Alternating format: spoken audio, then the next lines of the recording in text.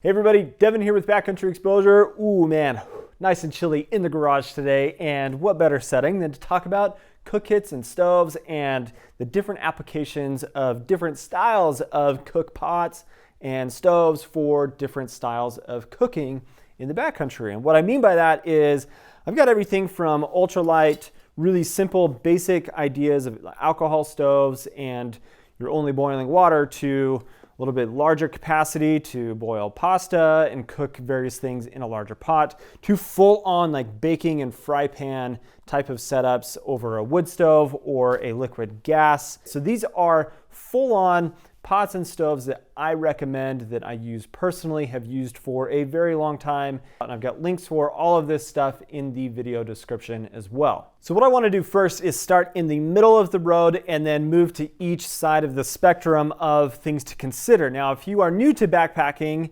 you're probably going to be looking for a 1 liter-ish size pot that is going to allow you to boil enough water for potentially you and another person. And that's what this New River pot from Soto is going to provide. This is actually an all-in-one kit, meaning that you get the stove and the pot with it at the time of purchase. So it's a full setup that is really nice. Jetboil is another great example of a full setup, but I really like the Soto products and the Soto Amicus for a stove.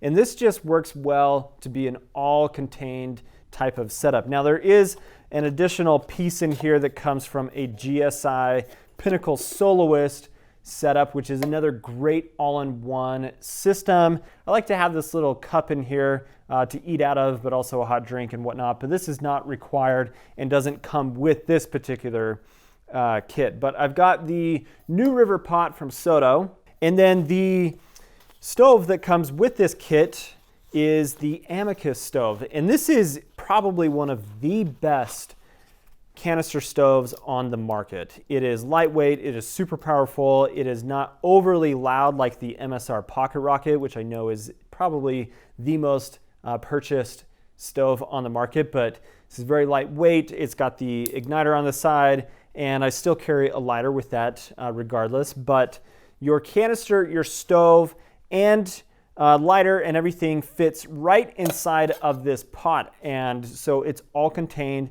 and it gives you enough of a capacity to boil enough water for your freeze-dried meals or your dehydrated meals, for a hot drink, and enough for 2 people in this pot. And so moving on, one of the ultimate things that you should consider having in your cook kit is a long handle titanium spoon. This is a Vargo, but these are very generic and they come from a lot of different brands. You can get them with a polished bowl that doesn't feel as rough when you're eating. I don't really care. It's not that big of a deal, but this is, I don't know, $10, $12 and absolutely worth the investment, because oftentimes all I'm doing is boiling water and then dumping that into a rehydrated bag of food, and I like to be able to not have to get my hands dirty with a long handle titanium spoon. And a lot of people complain about, well, this doesn't fit inside of my cook pot. I don't have a place to put it. That's not an excuse to not have one of these. I put this in my food bag and it does the job. My food bag is wide enough, big enough for this to just fall right into it, and then I got to get into my food bag anyway to eat. So this doesn't have to collapse or go into my cook kit for me to consider taking it. So definitely worth that. And that applies to the whole spectrum of cook kits here as well. So let's talk about some of the more ultralight type of setups that I've got here. And these can be alcohol as well as canister stoves. Now, one of the most popular backpacking stoves on the market is a stove you can get from Amazon, which is the BRS 3000T. It's like $12, and it is very similar to the Olicamp Ion Micro that I have here in my hand, just a super small little tiny stove that works well for really small pots. And so what I have here is the Soto thermostack, and what I love about this is I've got enough capacity for 2 cups of water to go into majority of freeze-dried meal bags, and then I can use this as a double wall insulated mug because I've got this cool lid system, and I've got the little pot grabber that comes with it, but I can have a warm drink in a mug as well as boil enough water on a small stove that is lightweight. I can even bring just this little guy, and it's going to do the trick for majority of the trips that I go on if I want to be very simple and basic in my cooking. So that is the Soto thermostat in a tiny little stove, canister stove system. But if you want to move to a little bit more complicated, I guess you could say, it has a little bit larger learning curve, is to go to different types of alcohol stove setups. Now, the benefit of alcohol is you don't have the noise of a canister stove, and you're not carrying the added weight of a canister with your backpack, because when this is empty, you still have all of the weight of this metal, which is not that big of a deal. People talk about it like it's the end of the world, and it's absolutely not the end of the world for you to carry a little bit of extra weight. I mean, it's what, 2 ounces? I don't even know. But it's not that big of a deal. However, this is bulk, and when it is empty, like, yeah, that is just extra weight and stuff that you are carrying. So an alcohol stove system is super basic, and the biggest benefit to the alcohol, man, it's cold in here. The biggest benefit to the alcohol system is I have availability of different types of fuel wherever I go. I can get alcohol like yellow bottle heat from any kind of grocery store or gas station. You're gonna be able to find that stuff. An alcohol system is gonna be super lightweight, very simple and basic, and that's what I really like about alcohol stoves. And it took me a while to come around to it, but here is my fuel bottle options depending on what type of setup you go from. So, I mean, consider that difference right there. You've got a little tiny bottle that is very lightweight, easy to refill, and I'm not wasting canisters when they are empty.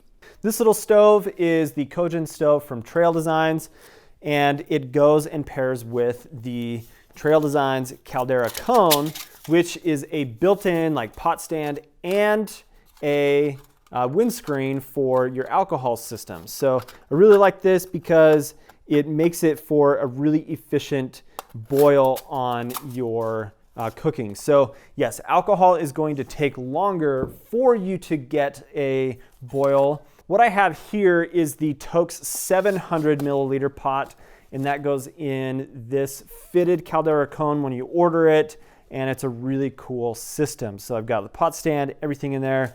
My stove just goes in under there, and it's lightweight. The only big downside to this is it's kind of a bulky setup. So when I show you this setup that I've got here, I've kind of moved to this more so lately than I have the Caldera Cone, even though I really like this application. So very lightweight, very efficient, and a great way to go. I've got the Toaks 700 milliliter here, and then I've got the Toaks 550 milliliter.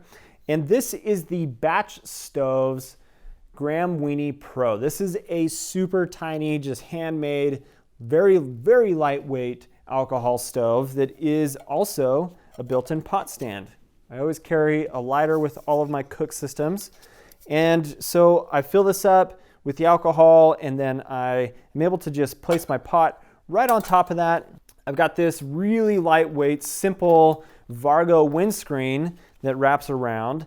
And you notice when I was pulling this out, all of this stuff, the stove, the windscreen, and the lighter fit inside of this little tiny 550 milliliter pot.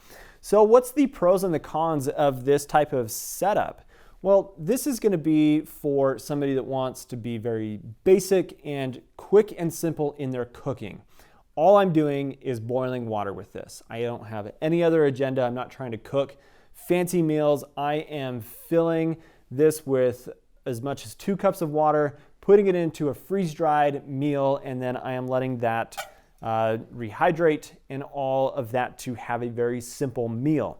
So 550 milliliters, it's super lightweight. It's a very basic cooking setup, but it doesn't allow for a lot of variety in cooking, which I think for most people is kind of the way that they want to go in their backpacking, because it's daunting to take a lot of stuff and not have the know-how, I guess you could say, of being able to cook fancier meals like you would do at home. And so that's the benefit of having a freeze-dried meal. So you can do the same thing with this 700 milliliter, which is just a wider base, and different types of alcohol stoves and setups are going to allow for a quicker boil based off of the size of this pot versus this. Surface area, science, all of that is pretty cool. In fact, Spacgyver Backpacking has a full, really cool series of testing different alcohol stoves that I definitely recommend checking out. So that is like the basic rundown of various alcohol setups. But again, these are all different types of setups and kits that I really enjoy, that are simple and apply to basic cooking in the backcountry. Now, when things get a little bit more complicated is when you start adding the idea and the concept of cooking more gourmet meals in the backcountry. I may take fresh vegetables and meat with me and cook that. I am planning to go to the lake and catch a fish, and I'm going to catch that fish and cook it over a fire, or I'm going to do it in my fry pan. And so there's a lot of different options for that. The biggest thing to know about jumping into the world of more gourmet cooking is you're adding a lot of weight and bulk to your setup. So what I have here is a brand new, not even opened yet, Firebox 8-inch fry pan kit, but then my tried and true, absolute favorite, the Frybake from Frybake. This is the 8-inch Alpine Deep. So different types of applications, but when you compare this to this kind of setup, like look how tiny this is compared to what I have here in front of me. So it all depends on what you're trying to accomplish with your cooking. And honestly, I love taking this with me, and I have done like cinnamon rolls in the backcountry. I have done eggs and potatoes and bacon. I've made calzones and pizzas and just delicious, delicious meals out of this. But the weight and bulk of this is a lot more than these other systems, and I think that's where people gravitate towards this, because it's not as daunting and it's not as much to worry about in the backcountry until you start experimenting and trying it for yourself, which is a lot of fun. So the fry pan, we've got the Frybake, which allows for baking, and then this Firebox system is super, super cool. This was my Black Friday purchase, and I'm excited to start trying it out, but it's still got like the tags and everything on here. But this is just a different type of fry pan system that I can use over a wood stove or just a fire, and I've got a plate to eat out of and that kind of thing. So that is the one benefit over the Frybake, is not always is this lid awesome to eat out of or use as a cutting board, that kind of thing. But these are taking your cooking to the next level, where you're going to use a little bit different types of cooking systems.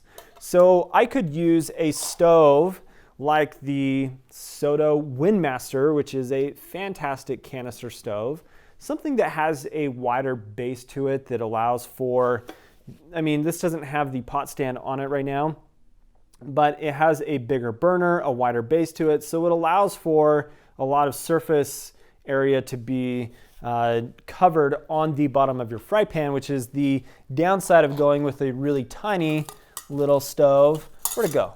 Where's that stove? Here we go. Like this one, that the burner's just so small that you're just gonna scorch right on the bottom of the pot. So with these bigger burner, wood stove or canister stove, or moving into a liquid feed stove like the MSR Whisperlight, oh man, this is just a gold mine of a stove right here. Yeah, it's bulky and heavy and a beast, but I'll tell you what, I have cooked some of the best meals in the backcountry on this stove right here. So yeah, you're adding weight and bulk with a liquid fuel canister, which is similar in concept to an alcohol stove. I'm not carrying a canister that is disposable. I'm refilling a fuel bottle. I've got a pump that goes inside of here. And the biggest benefit of this setup is, compared to a canister stove, like these, I'm not worried about the cold causing an effect on how this performs in really cold weather. So the biggest benefit of your liquid feed stove is this is going to perform really well in 4-season settings. I've got that type of setup that is just gonna crank nice and awesome on a pot here and a fry pan, and I can cook my fish, my potatoes, my squash, my fresh vegetables, anything in here that you would do in a fry pan, saute things, and just make amazing, delicious meals in the backcountry.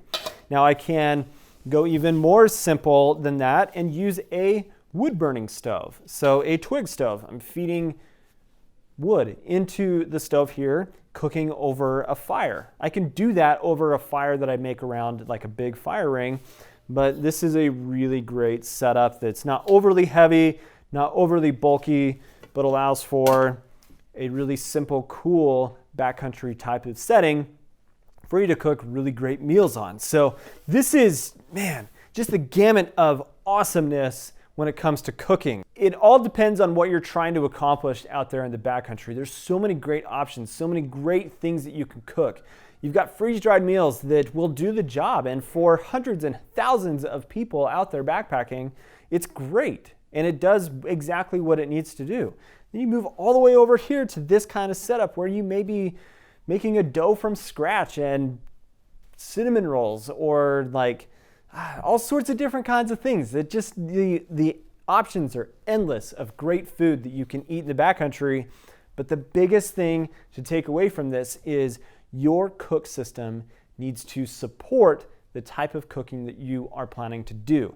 If all you are doing is boiling water, go super simple, lightweight, with enough capacity for your coffee, your hot cocoa, and to accomplish what your freeze-dried meals need to rehydrate. Other than that, start playing around and just get out there and enjoy different types of cooking in the backcountry. Curious what you guys love to take with you, what your system is. Leave comments down in the comment section. Appreciate you guys watching today. If you're not subscribed to the channel, please do subscribe. Hope you have an awesome day. Catch you on the next video. See you later.